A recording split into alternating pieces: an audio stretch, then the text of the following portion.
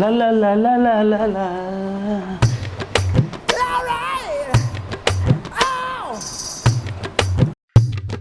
Come on, come on. Come on, come on. Yeah. Alright. Oh. Alright. Oh. Alright.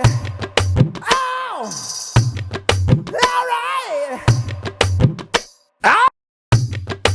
Alright. Oh. Alright. Oh. సరే మళ్ళీ వస్తా అత్తయ్య. ఆగవే, మీరేదో పని మీద ఉన్నారు కదా అత్తయ్య. మాదేముందిలే, ఇట్ట స్టార్ట్ అయ్యిద్ది అట్ట ఆగిపోయిద్ది. సరేలే అమ్మ, మీరేదో మాట్లాడుకుంటే వెళ్తాను.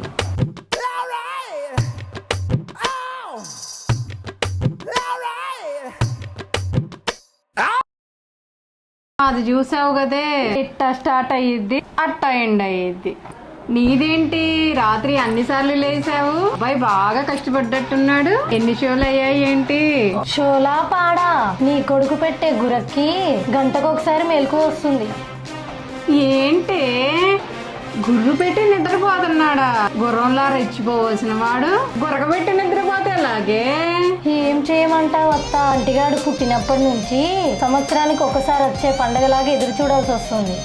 నీ సంసారం కూడా నా సంసారం లాగే తగలబడింది అన్నమాట. అంటే నీకు కూడా అంతేనా అత్తయ్య? మరి ఏం చేసావు అత్తయ్య? ఇప్పుడు చూసావు కదే, అంటే ఊరికే ఏదో ముచ్చట. మరి అప్పుడు ఏం చేయాలి అత్తయ్య? నాకు అర్థం కావట్లేదు. ఏమే, మన ఇంట్లో పంచదార అయిపోయింది అనుకో, ఏం చేస్తావు? పక్కింటికి వెళ్ళి అరువు తెచ్చుకుంటాము. అంతే కదా, టీ తాగకుండా కడుపు మార్చుకోలేవుగా. ఇది కూడా అంతేనే, పక్కింటి నుంచి అరువు తెచ్చుకోవాలి. పక్కింట్లోనా? ఎవరత్తా? ప్రసాద్ గాడా? పక్కింటి ప్రసాద్ కాకపోతే పాలు పోసి ప్రకాష్ గాడు. ఏంటి ప్రకాష్ గాడా? నే వాడే, నా మనసు దోచినోడు. ప్రకాష్ గాడా? ఆడు చాలా చిన్న పిల్లోడు కదా అత్త, వాడికి ఇంకా పెళ్లి కాలేదు. ఆడేం చేస్తాడు అత్తయ్య? చిన్న పిల్లోడేంటి పెద్దోడేంటి, వాడు భలే స్ట్రాంగే. ఒక్కసారి పనిలోకి దిగాడంటే కిలోమీటర్లు పరిగెడతాడు. ఆడు నీకెలా టచ్ అయ్యాడు అత్తయ్య? మామయ్య మురిపాలు తక్కువైతే బరువెక్కిన నా గుండెల వైపు చూసి లీటర్కి 2 లీటర్ల పాలు పోసాడు. అట్ట ఇద్దరికి హట్టు కలిసాయి. ఇద్దరం ఒకరికొకరు టచ్ అయిపోయాం. ప్రకాష్ వాడు చాలా బాగానే పోస్తున్నట్టున్నాడే పాలు. అన్ని పాలు ఎలా తాగుతున్నావు అత్తయ్య?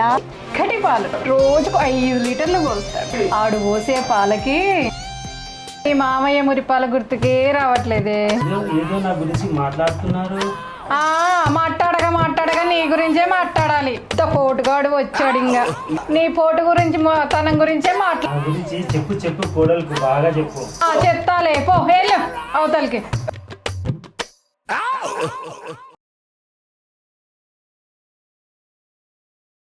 ఏంటత్త మామయ్యని అలా తీసేస్తున్నావు? ఈ తీయకి ఏముంది, ఏం పొడిసాడని ఆఫీస్ నుంచి వస్తాడు, గుర్రు పెట్టి నిద్రపోతాడు. అందంగా ఉన్నానని మేలు చెయ్యేస్తాడు. అసలు పని వచ్చే వరకు నీరు గారిపోతాడు. అవునా అత్తయ్య? ప్రకాష్ గడి పాలు బాగా తాగుతున్నట్టున్నావు కదా అత్తయ్య? ఆడి పాలు బడే టేస్ట్ గా ఉంటాయే, ఎంత తాగినా కడుపు నిండదు. నేనే ఇంకా కావాలని అడుగుతా. కానీ చిన్నోడు అలసిపోకుండా ఎన్ని పాలైనా పోస్తాడు. అత్త నాకు కూడా ప్రకాష్ గారిని పాలు పోయమని చెప్పండి అత్తయ్య. సేపిచ్చిదానా, ఇద్దరికి ఒకడే ఎందుకే? పక్కింటి పాపాయమ్మకు పోసే రాంబాబుని పోయమంట. అమ్మో, రాంబాబు గాడా? చాలా సన్నగా ఉంటాడు కదా, అన్ని పాలు తీసుకురాగలడా? సన్నగా ఉన్నవాడికి బలం ఎక్కువ ఉంటుంది.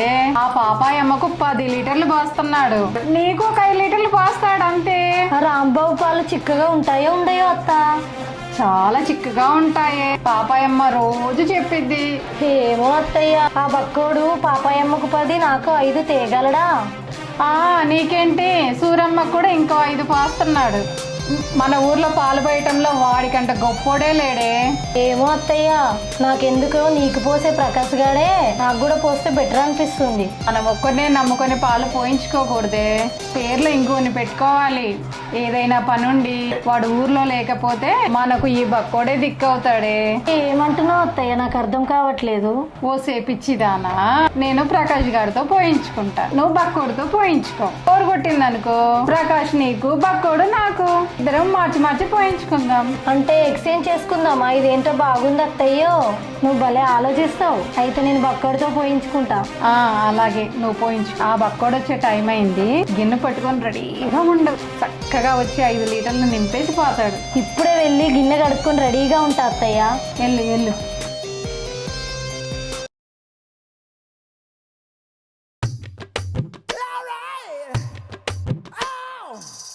గురించి బాగా చెప్పావా? మాటలు నీ గురించి చాలా బాగా చెప్పా. నువ్వు మంచి పోటుగాడు అని